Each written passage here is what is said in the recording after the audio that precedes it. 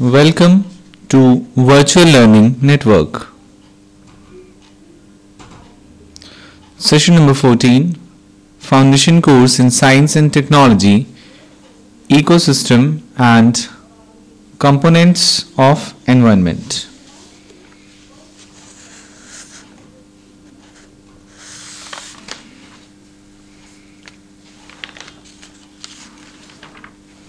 The topics that will be covered in this session are Introduction, Ecology and Environment, Ecosystem, Cycling of Materials and Ecosystem, Interaction in the Earth Ecosystem, the Oceans, the Atmosphere, the Forests.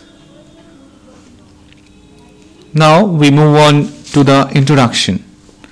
The present variety of animals and plants has evolved out of the world once, just as the present living conditions on the earth have evolved over a period of millions of years. In addition to sunlight, air, soil, water, the earth has got the right pressure and temperature that enables life to exist, evolve and diversify. Actually, there exists a very delicate balance in nature between the Earth's environment and the living organisms. अगर हम बात करें animals और plants की variety की जो अब तक इवॉल्व हुए हैं, जिनका अब तक उद्भव हुआ है, तो हम पाते हैं कि मिलियंस ईयर्स से इवोल्यूशन चलता आ रहा है और इसके अलावा सनलाइट, एयर, सॉइल, वाटर, अर्थ, इन पर एक सही दबाव, एक सही टेम्परेचर की वजह से हम लाइफ के अंदर, ह्यूमन बीइंग के लाइफ के अंदर इतनी ज़्यादा डाइवर्सिफाइड लाइफ को देख पाते हैं. Actually there is a great balance, there is a great equilibrium in that Earth's environment and nature. Ecology and environment. Ecology is actually a branch of biology which deals with the relationships between organisms and their environment. Everything that affects an organism from outside during its life is collectively known as its environment. And these environmental influences can be divided into two categories. First one is biotic factor, another one is abiotic factor. Ecology, जीव विज्ञान जिसे हम biology बोलते हैं, इसी का एक part है जिसमें हम ऑर्गेनिजम्स और एनवायरनमेंट के बीच किस तरह के संबंध हैं उसका अध्ययन करते हैं, उसकी स्टडी करते हैं. And everything that affects an organism from outside during its life. तो इसे हम कह सकते हैं कि ये एनवायरनमेंट से हम कंसिडर कर पाते हैं कि कितना ज़्यादा इफेक्ट किसी ऑर्गेनिज्म के ऊपर वहाँ के टेम्परेचर का, वहाँ के प्रेशर का आता है. And all these environmental influences are categorized. इसे हम बायोटिक फैक्टर और अबायोटिक फैक्टर के नाम से जानते हैं. Now, ecosystem. The living components include various types of plants, frogs, birds, and numerous kinds of microscopic life forms that is called microbes. The water, the dissolved gases such as oxygen and carbon dioxide, the minerals, soil and stones constitute the non-living components, and the various components of the pond interact with each other. तो इस तरह से ecosystem की अगर हम बात करें, so we see कि इसमें अलग अलग तरह के प्लांट्स or animals की varieties like frogs and other living organisms like birds, and numerous kinds of microscopic life forms, that is called microbes, that is found in this ecosystem. ये सारी चीजें हमें इकोसिस्टम में देखने को मिलती हैं.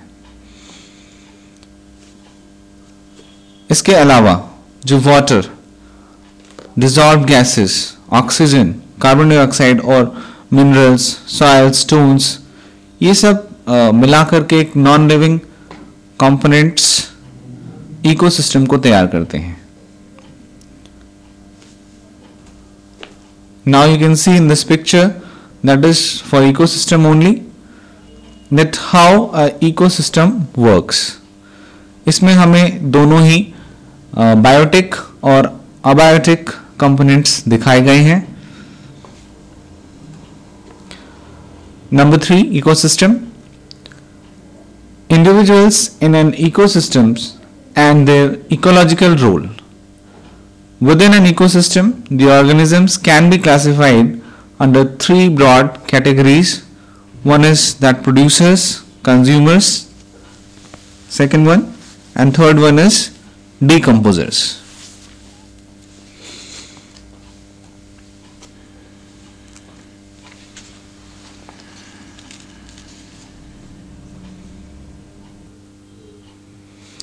Okay, so the next thing that we have to discuss is that producers, consumers and decomposers. Producers हम प्लांट्स को मान सकते हैं जो पूरे एनवायरनमेंट के लिए प्रोड्यूस करते हैं, and then the consumers that we are means the human beings, animals, all these are consumers. And the decomposers are like vultures and other this kind of beings who they decompose the things.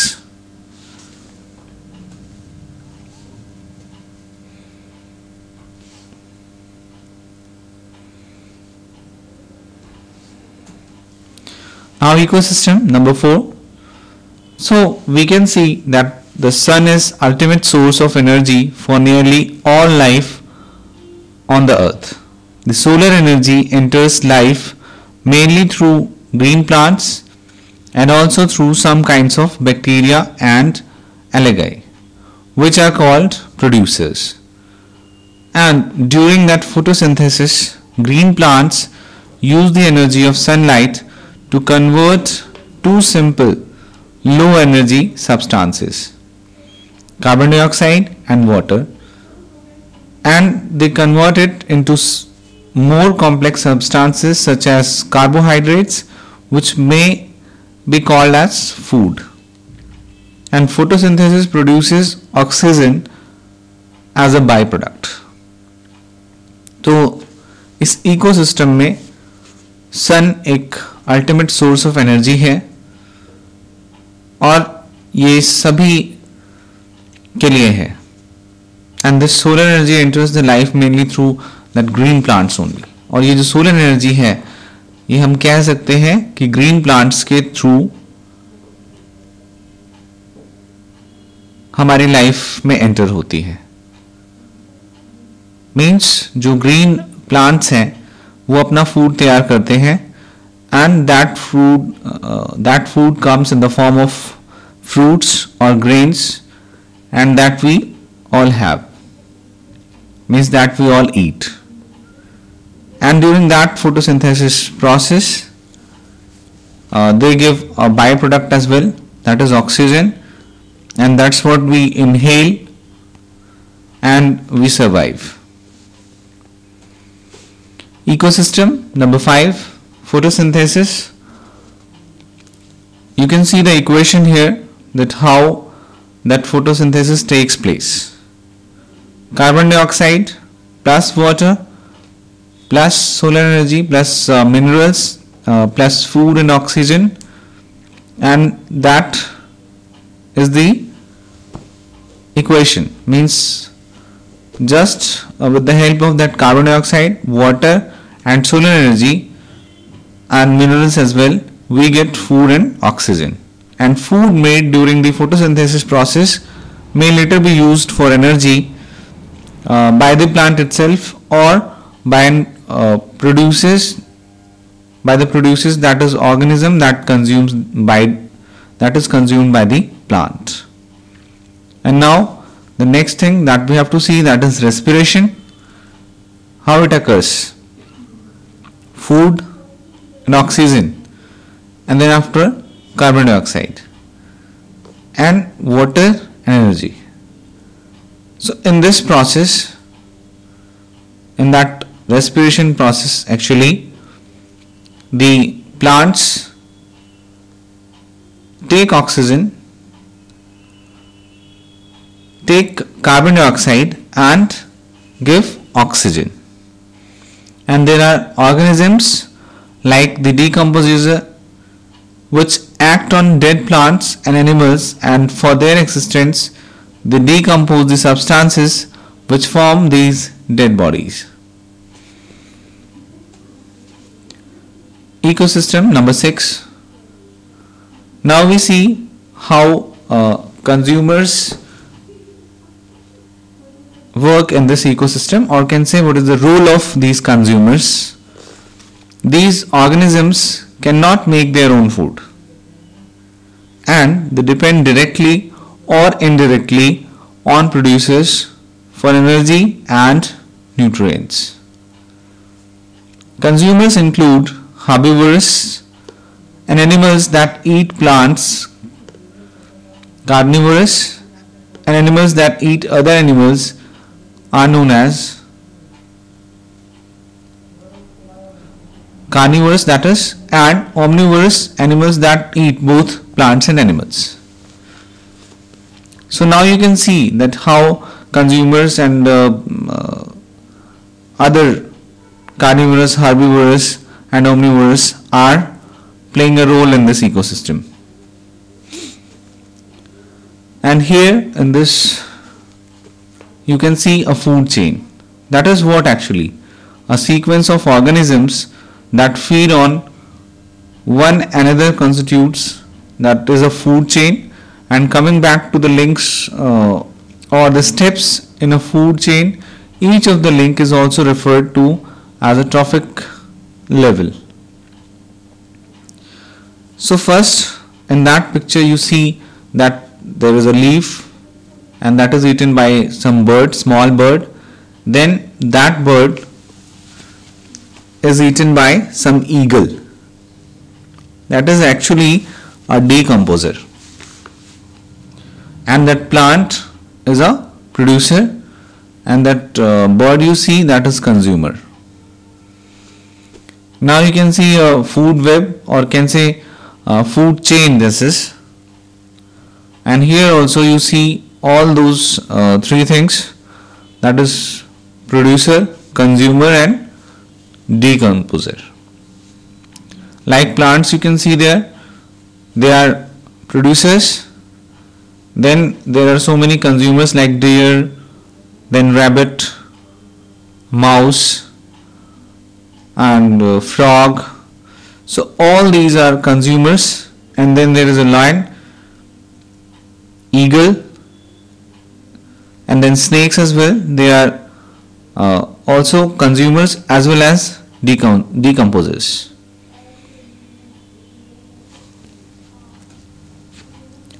Energy flow in that ecosystem. How energy flows in this? The principal source of energy for any ecosystem is sunlight. You can see the sunlight is coming in that picture, and how these producers are getting energy, that can be seen in that picture. These producers, that means the plants, and then it is going to, means that produce is going to herbivores, then it is going to carnivores, and then to the omnivores. And dead bodies and waste organisms that you can see here downwards, they are decomposers, and energy given out as a heat, that is again a produce only. Cycling of materials in ecosystem. Living organisms require 4 nutrients in relatively large amounts. These are carbon, oxygen, nitrogen and hydrogen. And they also require phosphorus and sulfur. And these elements are present in our environment in a fixed quantity. Therefore, they must be recycled in order to sustain life. So this aspect of ecosystem function is called the cycling of materials. तो जो living organisms हैं, हम देखते हैं कि उसमें 4 nutrients हैं, जो कि है कार्बन, ऑक्सीजन, नाइट्रोजन और हाइड्रोजन. इन सभी को फास्फोरस और सल्फर की जरूरत होती है, जो कि मिनरल्स हैं.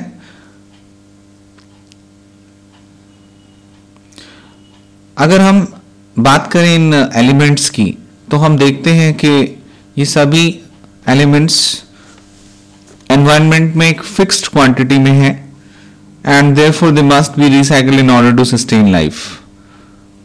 अगर हमें लाइफ को सस्टेन करना है तो इन सभी को रिसाइकल करना जरूरी हो जाता है.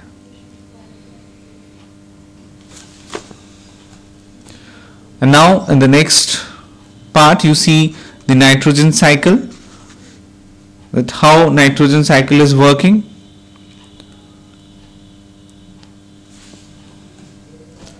And in the next one you see the carbon cycle. There you see that how carbon dioxide is coming and how it is observed. First means the human beings or the creatures who they are living on this earth, they release carbon dioxide, then it is absorbed by the plants, and moreover we see that through that chimneys that carbon dioxide is coming.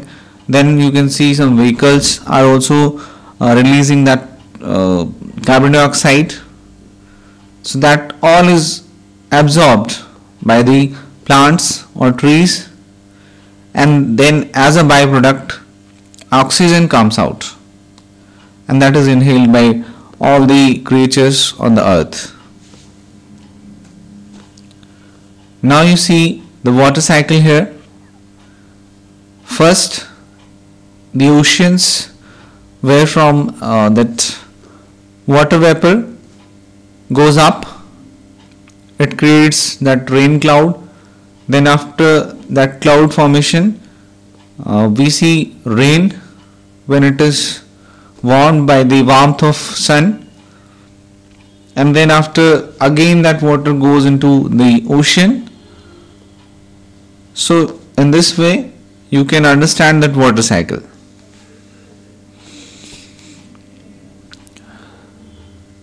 Interaction in the earth ecosystem. The sources of all energy is the sun, that we all know. Solar energy through photosynthesis is stored in the food prepared by plants, and this energy supports Earth's organisms. Sunlight also powers the water cycle that ensures the supply of fresh water and continually regulates warmth and moisture over the globe. Interaction in the earth ecosystem. Number 2, in the ongoing energy flow, each participant releases its quota of unused energy in the form of heat, and this energy goes back to the physical world, that is the atmosphere. Thus there is an equilibrium between the physical and biological world in terms of nutrients and energy, and this state is also called natural equilibrium. एक प्राकृतिक संतुलन जिसको हम कहते हैं, ये हम देख सकते हैं फिजिकल वर्ल्ड में और एटमॉस्फेयर के बीच में पाया जाता है. The oceans contain an immense amount of salty water and form a continuous water body over the earth's surface. One can find living beings all along the oceanic depth. And today we find that ocean ecosystem is very much disturbed because of the pouring of untreated wastes by various industries directly into the ocean or in the rivers. Sedimentation due to erosion of coasts, destruction of mangroves, quarrying of rocks etc. तो ये कुछ reasons हैं जिसकी वजह से जो ocean है, जो महासागर है, जो पानी का एक बड़ा स्रोत है हमारे लिए, उसके अंदर एक जो बैलेंस होना चाहिए, इक्विलिब्रियम होना चाहिए, उसको खत्म करते जा रहे हैं. Then oceans, number 2, the oceans are so vast that they stagger one's imagination. They cover more than 70% of Earth's surface.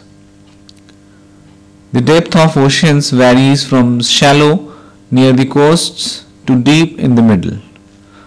Ocean waters are still,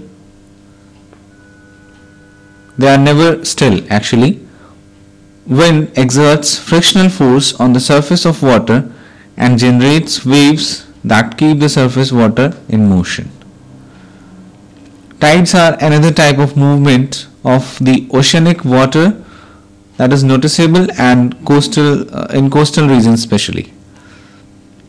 Water level of sea rises and falls twice a day, and that is known as high tide and low tide. And ocean water is salty. It has about 35 parts of salt per 1000 parts of water.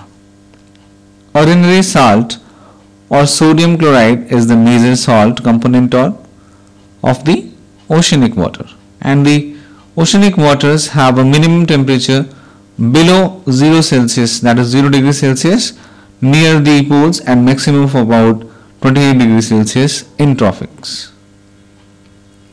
Pressure is another aspect of marine environment. The atmosphere exerts a pressure of about 1 kilogram per square centimeter at the surface of sea or land, and this pressure increases due to the weight of water by 1 to that atmosphere by every 10 meters of the depth of water.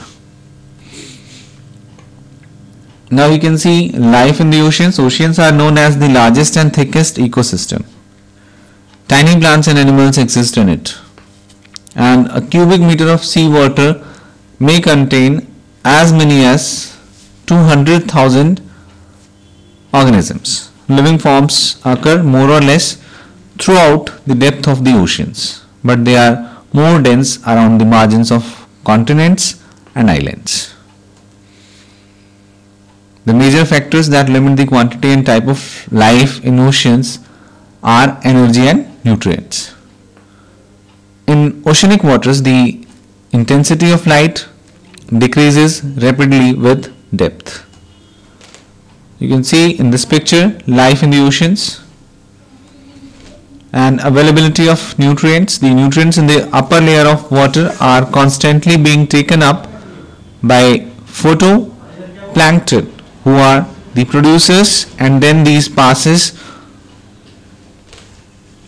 on to the herbivorous and carnivorous. When these latter organisms die, they are either eaten up by other animals or they get decayed by decomposers.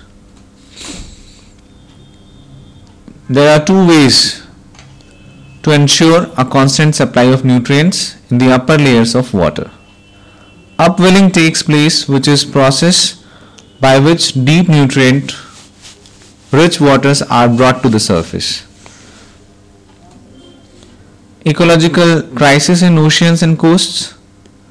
Coastal and marine areas all over the world, including those in India, are under stress, and more of the sewage, garbage and industrial waste find their way into the sea.